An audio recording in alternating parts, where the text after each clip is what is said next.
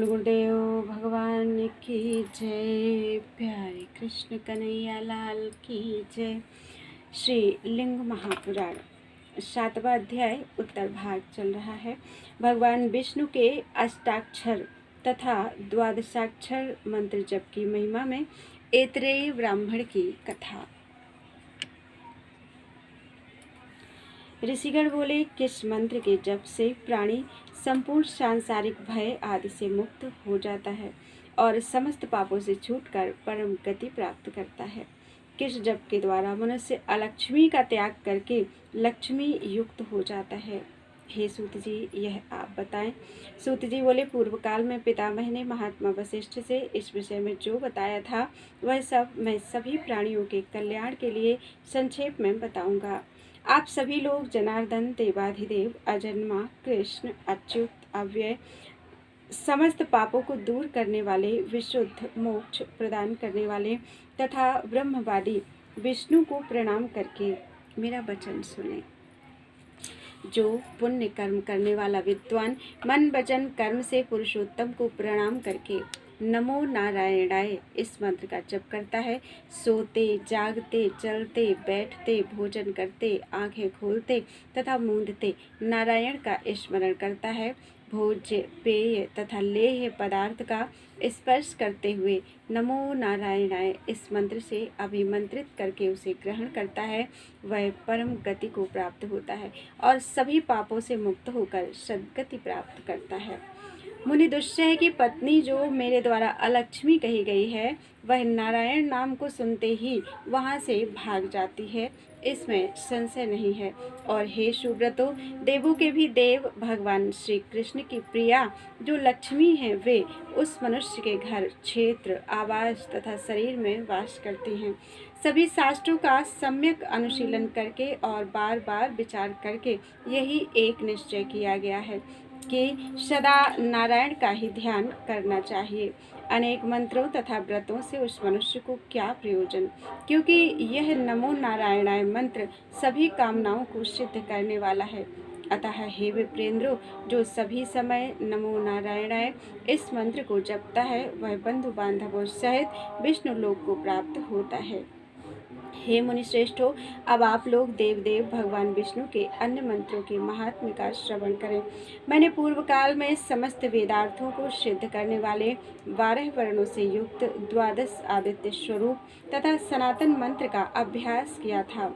उसी मंत्र का महात्म्य मैं आप लोगों को संक्षेप में बता रहा हूँ। किसी महामनीषी ब्राह्मण ने तपस्या करके किसी तरह एक पुत्र को उत्पन्न कर क्रमानुसार उसके सभी संस्कार संपन्न किए। यथा समय उसके उपनयन के पश्चात उस द्विज ने उसे अध्ययन कराया, किंतु वह कुछ भी नहीं बोल पाता था। उसकी जिह्वा किसी भी शब्द का उच्चारण नहीं करती थी। वह ऐतरेय नामक बालक केवल वासुदेवाय इस मंत्र को निरंतर बोलता था। इससे वह द्विज श्रेष्ठ बहुत दुखित हुआ। तब उसके पिता ने दूसरी स्त्री से विधान के साथ विवाह करके उसे विधि पूर्वक पुत्र उत्पन्न किए। वे पुत्र वेदों का अध्ययन करके सबके मान्य तथा संपत्ति युक्त हो गए।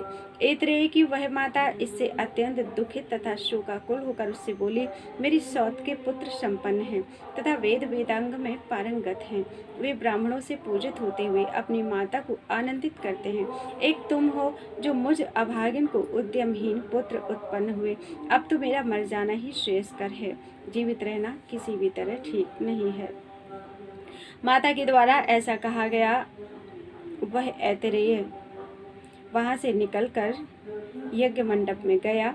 उसके पहुंचते ही वहां उपस्थित ऋतुजों को मंत्र अवगत नहीं हुए। उस ऐतरेय के वहां स्थित रहने पर सभी ब्राह्मण मोहित हो गए। तब वासुदेव इस नाम मंत्र के कीर्तन से उसके मुख से मंत्रमयी वाणी निकलने लगी। यह देखकर उन विप्रों ने प्रणाम करके यथाविधि ऐतरेय का पूजन किया। तत्पश्चात वहां पर यज्ञदेव स्वयं ही उपस्थित हुए। तब उस यज्ञ को पूर्ण करके उन विप्रों के द्वारा वह ऐतरेय धन आदि से सम्मानित किया गया। उसने एकनिष्ठ होकर 6 अंगों सहित सभी वेदों का उस विप्र सभा में कथन किया। तब हर्षित होकर सभी ऋत्विज, ब्राह्मण आदि तथा द्विजगण उसकी स्तुति करने लगे और सभी खेचर, सिद्ध एवं चारण उसके ऊपर पुष्प वृष्टि करने लगे। हे दुश्रेष्ठो, इस प्रकार यज्ञ संपन्न करके वह ऐतरेय अपनी माता की पूजा करके विष्णु लोक चला गया। मैंने यह द्वादशाक्षर मंत्र का महत्व आप लोगों को बतला दिया। इसे पढ़ने तथा सुनने वालों के महापाप का नाश हो जाता है। जो मनुष्य इस अविनाशी द्वादशाक्षर मंत्र का नित्य जप करता है वह भगवान विष्णु के अनुपम दिव्य तथा परम पद को प्राप्त होता है। पाप करने वाला भी यदि इस द्वादशाक्षर मंत्र के जप में तत्पर रहता है तो वह परम पद प्राप्त करता है, इसमें संदेह नहीं करना चाहिए। तो फिर हे सुव्रतो, जो लोग अपने धर्म में स्थित रहते हुए वासुदेव परायण हैं उनकी बात ही क्या, वे महात्मा तो दिव्य स्थान विष्णु लोक अवश्य प्राप्त करते हैं। इस प्रकार से लिंग महापुराण के अंतर्गत उत्तर भाग में द्वादशाक्षर प्रशंसा नामक 7वां अध्याय पूर्ण हुआ। बोलो वृंदावन बिहारी लाल की जय। त्वदीयं वस्तु गोविंदं तुभ्यमेव समर्पयेत्।